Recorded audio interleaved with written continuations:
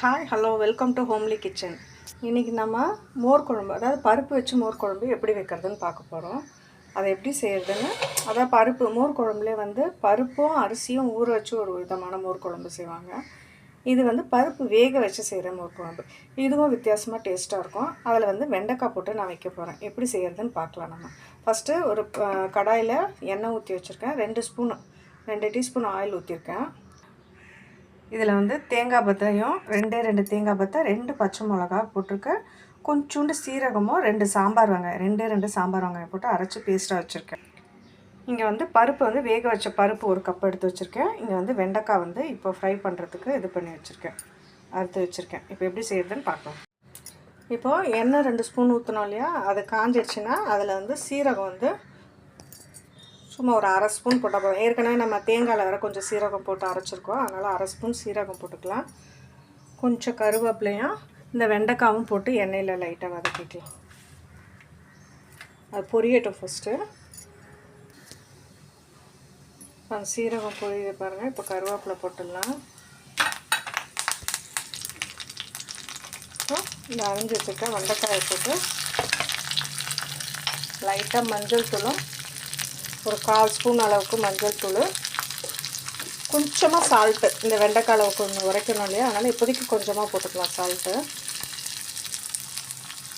அதுக்கப்புறம் நம்ம அந்த குழம்பு தாளிக்கும் போது குழம்புக்கு சேர்த்து போட்டுக்கலாம். இது 2 நிமிஷம் நல்லா எண்ணெயில் சுருங்க வதங்கட்டும்.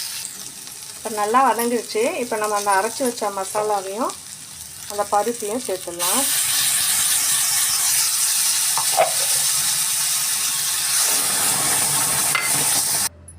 இப்போ இந்த மசாலா கூடயே கொஞ்சம் மிக்ஸி ஜார் அலம்பி தண்ணி விட்டாச்சு. இப்போ அது நல்லா கொஞ்சம் கொதி வரும்போது நம்ம கரைச்சி வச்சுருக்க மோரை சேர்த்துக்கலாம். இப்போ அங்கே பாருங்கள், இந்த மோர் குழம்புக்கு பருப்பு தேங்காய் அரைச்சி விட்டு நல்லா கொதி வந்துடுச்சு. இந்த ஸ்டேஜில் உப்பு நம்ம இதுக்கு தேவையான அளவு உப்பு சேர்த்துப்போம். நான் மோர் ஆல்ரெடி மஞ்சத்தூள் போட்டு தயிரில் மோர் மாதிரி அடித்து கலக்கி வச்சுருக்கேன். உப்பு இதுக்கு தேவையான அளவு உப்பு போட்டுப்போம். நான் கல் உப்பு சேர்த்துருக்கேன். அரைச்சி ஆல்ரெடி அடித்து வச்சுருக்கேன் மோருக்கு. அதை இதில் ஊற்றிடலாம். மஞ்சத்தூள் போட்டு மோர் கலக்கி வச்சுருக்கேன். அதுவும் இந்த கிளாஸில் அரை கிளாஸு நல்ல திக்கான தயிரில் நல்லா 2 கிளாஸ் தண்ணி ஊற்றி கலக்கி வச்சுருக்கேன். இப்போ மோர் ஊற்றுனதுக்கப்புறம் ரொம்ப நேரம் கொதிக்கக்கூடாது. ஏன்னா தனித்தனியாக பிரிஞ்சு வந்துடும், அதனால் ரொம்ப நேரம் கொதிக்கக்கூடாது.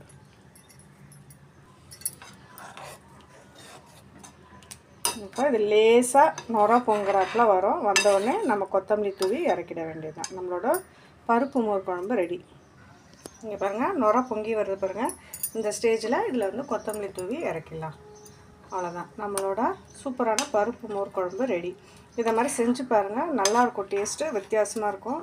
செஞ்சு பார்த்துட்டு எப்படி இருக்குன்னு மறக்காமல் எனக்கு கமெண்ட் பண்ணுங்கள். பாய்.